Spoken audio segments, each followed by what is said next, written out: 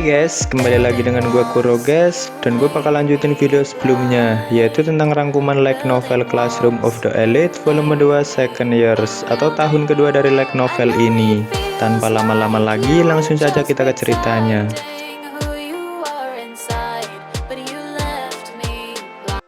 Di video gue sebelumnya, Susune sudah resmi menjadi anggota OSIS, dan Kiyotaka yang baru saja menemani Susune pun pergi dari ruangan itu menuju gerbang sekolah.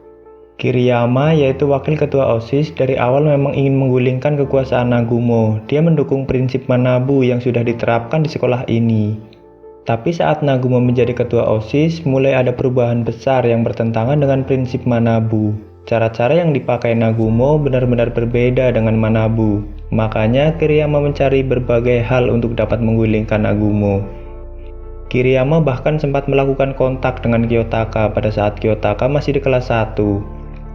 Dan mungkin akhir-akhir ini dia terlihat seperti sudah menyerah. Namun ketika mendengar Susune, yaitu adik Manabu, akan bergabung ke OSIS, itu artinya secara tidak langsung Kiyotaka akan mulai bertindak dan memenuhi janjinya ke Manabu. Dan ada kemungkinan Kiriyama akan mengambil tindakan di sini dan meneruskan langkahnya. Kiyotaka yang sedang pulang dari sekolah mengeluarkan ponselnya dan mendapat pesan dari Kei 30 menit yang lalu. Walaupun sedikit telat, Kiyotaka tetap membalasnya. Kiyotaka mengajak Kei untuk datang ke kamarnya. Kei pun menjawab kalau dia akan datang sekarang. Setelah 10 menit, Kiyotaka sampai di asrama dan membiarkan pintu kamarnya tidak terkunci. Sambil membersihkan kamar, seperti biasa, Kei datang dengan hati-hati. Dan jika ada siswa lain di lantai itu, Kei tahu apa yang harus dia lakukan agar mereka tidak mencurigai Kei. Tidak lama kemudian, Kei mengetuk pintu sebanyak 3 kali dan buru-buru masuk. Itu adalah kode rahasia yang dibuat mereka berdua. Kemudian Kei mendorong pintu hingga tertutup dan mengatur nafas untuk menenangkan diri. Kei selalu diam-diam saat melewati koridor asrama. Wajar saja jika dia panik. Udah kayak maling aja ya guys si Kei. Kiyotaka menaruh sepatu Kei di rak sepatu. Untuk berjaga-jaga, Kiyotaka mengunci pintu dan memasang rantai berbentuk huruf U. Jika nanti ada yang datang, Kiyotaka bisa menyuruhnya pergi tanpa membiarkannya masuk. Safety banget nih orang.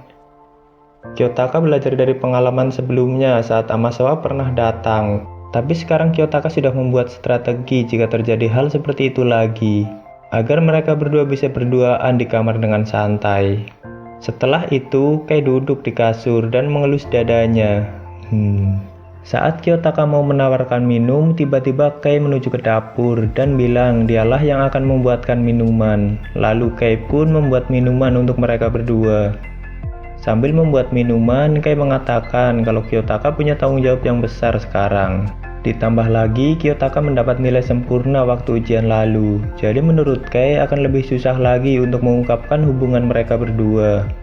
Di sini Kei sedikit kesal karena hubungannya dengan Kiyotaka seperti hanya status saja. Tapi menurut Kiyotaka tidak ada yang salah dengan itu. Terlebih lagi, Kiyotaka berpacaran dengan gadis yang sangat imut seperti Kei. Dan semua orang punya sudut pandang masing-masing. Sambil Kei membawa minumannya dari dapur, dia menegaskan kalau apa dia imut. Kei mengatakan itu sambil malu-malu gitu guys, dan memalingkan wajahnya. Kiyotaka terus mengungkapkan keimutan Kei bukan hanya dari wajah, kepribadian, bentuk tubuh, dan juga berbagai faktor. Lalu Kei membalas perkataan Kiyotaka dengan bilang kalau Kiyotaka juga sangat tampan. Setelah itu, mereka menyiapkan meja belajar sambil meletakkan buku dan notebook agar mereka terlihat sedang belajar, dan mereka pun mulai membicarakan hal-hal yang tidak penting di sini untuk menghabiskan waktu mereka. Terkadang mereka mengganti topik secara tiba-tiba tanpa disadari. Sedikit demi sedikit, Kiyotaka mulai mengerti apa itu cinta. Karena memang dari sejak kecil, Kiyotaka tidak pernah mendapatkan itu, bahkan dari orang tuanya. Perlahan percakapan mereka mulai hilang, keheningan di kamar mulai terasa. Mereka mulai merasakan perasaan terhadap lawan jenis, mereka tahu apa itu. Itu seperti ingin menyentuh satu sama lain. Mata mereka pun saling bertatapan, walaupun pada awalnya Kei berusaha sedikit memalingkan matanya, tapi pada akhirnya Kei pun menyerah. Jarak antara tubuh dan wajah mereka pun mulai hilang. Saat bibir mereka akan saling bersentuhan, bel tiba-tiba berbunyi. Mereka pun mulai tersadar dan Kei yang panik memundurkan tubuhnya. Di sini Kiyotaka sudah memikirkan langkah-langkah yang sudah dia rencanakan tadi. Saat Kiyotaka mengintipnya, terlihat gadis dengan warna rambut merah, diikuti dengan suara imut yang dibuat-buat. Perlahan Kiyotaka melepas kunci dan membuka pintu. Dan gadis itu adalah Amasawa Ichika. Kiyotaka belum pernah bertemu lagi semenjak kejadian waktu lalu dengan Hosen yang melibatkan Amasawa dalam rencana itu. Tapi Amasawa yang tiba-tiba muncul di depan Kiyotaka tidak memperlihatkan kalau dia bersalah. Di sini Kiyotaka bertanya bagaimana Amasawa bisa masuk ke asrama kelas 2. Amasawa bilang dia mengikuti anak kelas 2 yang baru saja pulang. Dan Amasawa berniat memberi kejutan Kiyotaka.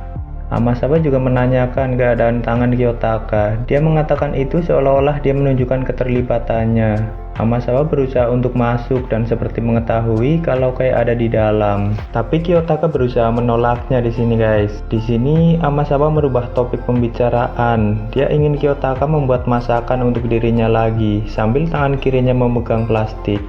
Dia mengatakan ingin Kiyotaka memasak untuk dirinya lagi. Tidak butuh waktu lama, Kiyotaka merasa disudutkan di sini. Rencana yang sudah Kiyotaka buat dihancurkan oleh Amasawa. Amasawa tahu kalau Kei ada di dalam kamar. Sebelumnya, Amasawa sudah membuntuti Kei dan sengaja menunggu Kei masuk ke kamar Kiyotaka. Baru dia datang.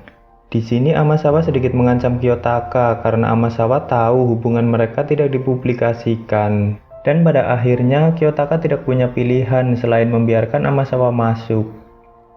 Setelah Amasawa masuk dan melepaskan sepatunya, dia langsung menatap Kei sambil meledeknya dengan melontarkan kata-kata yang mesum. Kei yang terlihat sangat marah menanyakan kenapa Amasawa datang ke kamar Kiyotaka. Di sini Amasawa seperti sedang menginterogasi mereka dan terus mengatakan hal-hal yang mesum yang membuat Kei tak bisa fokus. Guys, di scan ini ada sedikit kata-kata mesum yang mereka bahas, jadi gue nggak rangkum terlalu banyak ya. Langsung ke poin utamanya saja. Intinya, Amasawa datang ke kamar Kiyotaka untuk meminta maaf atas keterlibatannya waktu lalu. Dia juga menegaskan kalau dirinya bukan musuh Kiyotaka, tapi itu hanya ucapan Amasawa. Amasawa sengaja membahas rencananya dengan Hosen waktu lalu yang bertujuan untuk mengeluarkan Kiyotaka dan mendapatkan 20 juta poin pribadi jika rencana itu tidak gagal. Menurut Amasawa, dia saat itu malah sudah membantu Kiyotaka. Karena jika Amasawa tidak meninggalkan bukti, mungkin Kiyotaka sudah termakan rencana Hosen dan Hosen berhasil melukai dirinya sendiri. Tapi karena Kiyotaka melihat ada yang janggal dengan pisau yang dibelinya dengan Amasawa, Kiyotaka pun jadi bisa melihat rencana Hosen. Itu hanya teori Amasawa yang bertujuan untuk menegaskan kalau dia bukan musuh Kiyotaka. Tapi Kiyotaka yang sudah mengamati Amasawa, dia berpikir jika Amasawa sangat mendekati standar anak dari White Room. Tapi jika memang benar begitu, kenapa Amasawa seolah-olah sengaja memberitahu identitasnya? Dan menurut Kiyotaka, anak dari White Room tidak akan melakukan itu. Jadi Kiyotaka menyimpulkan kalau mungkin saja Amasawa seperti Sakayanagi yang mengasah kemampuannya di luar White Room. Dan mulai sekarang Kiyotaka akan meningkatkan kewaspadaannya terhadap Amasawa. Kei yang sebelumnya belum dijelaskan sama Kiyotaka soal tangannya dan imbalan 20 juta poin pribadi jadi tahu karena Amasawa seperti sengaja membahas itu. Dan tiba-tiba Amasawa meminta dibuatkan minuman di sini guys. Tapi Kiyotaka malah menyuruh Kei untuk membuatkannya. Di sini Kei sedikit kesal karena akan membuatkan minuman untuk Amasawa. Tapi saat Kei sudah membuatkannya, Amasawa malah hendak pergi tanpa meminumnya sedikit pun. Kei yang melihat itu pun langsung marah. Tapi Amasawa malah bilang kalau dirinya bisa saja bersantai di sini dulu, tapi dia tidak ingin mengganggu waktu Kei. Dan Kei pun menyuruhnya untuk cepat pergi. Lalu Amasawa pun pergi dari sini guys. Suasana di kamar itu sudah sangat berubah, tidak seperti saat sebelum Amasawa datang. Meskipun Kei terlihat sangat kesal, tapi dia tahu tak ada gunanya membicarakan Amasawa terus. Dia mulai mengubah topik dan menanyakan tentang hadiah 20 juta poin apa ada hubungannya dengan tangan Kiyotaka. Alasan Kiyotaka tak menjelaskannya ke Kei karena Kiyotaka tidak ingin membuat Kei khawatir. Tapi karena Kei menanyakannya, akhirnya Kiyotaka pun menceritakannya. Pertengahan Juni semakin dekat, dan kehidupan sekolah Kiyotaka berlangsung seperti biasa tanpa adanya ujian khusus yang baru. Seperti biasa, anak dari White Room belum menunjukkan pergerakannya. Sejauh ini belum ada ancaman baru lagi, kecuali kunjungan Amasawa sebelumnya, yang membuat Kiyotaka dan Kei tidak jadi berciuman.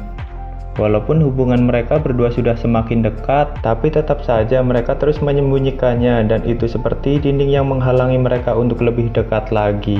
Tapi Kiyotaka percaya kalau Kei pasti akan terus maju dan bisa mengatasinya nanti. Sementara Kiyotaka terus menjalani kesehariannya layaknya siswa SMA. Musim semi mulai beralih menjadi musim panas. Suhu di luar perlahan semakin meningkat, hampir sama seperti tahun sebelumnya. Kiyotaka sudah merasakan 4 musim selama di sekolah ini, dan Kiyotaka sangat menyukai musim panas. Saat Kiyotaka sedang berjalan menuju ke sekolah sambil menatap langit, tiba-tiba ada yang memanggilnya dari depan. Ternyata itu adalah Nanase Tsubasa. Kiyotaka tidak memperhatikan Nanase karena fokus melihat langit, tapi mungkin Nanase sudah ada di depan Kiyotaka dari tadi. Karena penasaran, Nanase berjalan di sebelah Kiyotaka sambil menatap langit juga. Di sini Nanase memulai pembicaraan. Dia merasa bersalah atas perbuatannya waktu lalu. Dan dia juga menanyakan Kiyotaka apakah Kiyotaka dendam ke dirinya. Ini pertama kalinya mereka melakukan pembicaraan lagi setelah kejadian waktu lalu. Walaupun sebelumnya mereka pernah berpapasan beberapa kali, tapi mereka tak saling menyapa. Kiyotaka bilang tidak ada alasan baginya untuk dendam ke Nanase karena Nanase melakukan itu untuk ujian khusus. Dan pada saat terakhir, Nanase berusaha melindungi Kiyotaka tanpa memikirkan resikonya. Di sini Kiyotaka juga menanyakan apakah ujian khusus itu sudah berakhir. Dan Nanase menjawab belum, ujian khusus itu masih berlanjut sampai dimulainya semester kedua. Itu artinya Kiyotaka akan menjadi target yang cukup lama. Dan sebenarnya Kiyotaka sudah memperkirakan sampai saat ini belum ada pergerakan dari siswa kelas 1 lain. Karena mereka tahu rencana Hosen gagal, jadi mereka tidak akan bertindak sembarangan. Di sini mereka mulai membicarakan tentang kehidupan sekolah, karena Nanase masih belum lama di sekolah ini. Tapi walaupun siswa kelas 1 belum lama di sekolah ini, sudah ada siswa yang dikeluarkan, yaitu siswa laki-laki dari kelas 1C. Mereka bisa mengetahuinya dengan melihat aplikasi OEE. Kiyotaka juga menanyakan posisi kelas D saat ini. Nanase menjelaskan kalau di ujian pertama kelas D di urutan terbawah dan di ujian kedua kelas D mendapat peringkat ketiga. Jadi perbedaan poin masing-masing kelas 1 saat ini tidak begitu jauh dikarenakan persaingan kelas 1A dan kelas 1B yang sangat sengit. Dan sepertinya Hosen sudah mulai sedikit bersikap dewasa di sini guys. Dan gara-gara Kiyotaka, Hosen jadi terobsesi untuk bertarung melawan kelas 2. Walaupun sampai sekarang, kelas 1 dan kelas 2 baru 1 kali melakukan ujian khusus bersama dalam bentuk hubungan kerjasama. Tapi, jika kebijakan Nagumo disetujui oleh pihak sekolah, hari di mana mereka akan saling berkompetisi akan terjadi. Itu artinya akan ada yang kalah dan yang menang. Dan sangat mungkin teman-teman sekelas mereka akan ada yang pergi keesokan harinya, atau dikeluarkan dari sekolah. Nanase mengingatkan Kiyotaka kalau jangan sampai ada penyesalan di kehidupan sekolahnya. Seolah-olah Nanase menyiratkan kalau kehidupan sekolah Kiyotaka tidak akan lama lagi. Kiyotaka bisa melihat tekad yang kuat dari mata Nanase. Dan Kiyotaka pun menjawab itu tidak akan terjadi. Dirinya tidak akan meninggalkan penyesalan di sekolah ini. Setelah Nanase mendengarnya dengan puas, Nanase menundukkan kepalanya lalu pergi. Mungkin sampai sini dulu pembahasan kali ini. Dan sebelumnya gue mau ngucapin terima kasih banget buat yang udah dukung channel ini dengan subscribe dan like-nya. Thank you guys, sampai ketemu di video gue selanjutnya. Salam Kuro guys.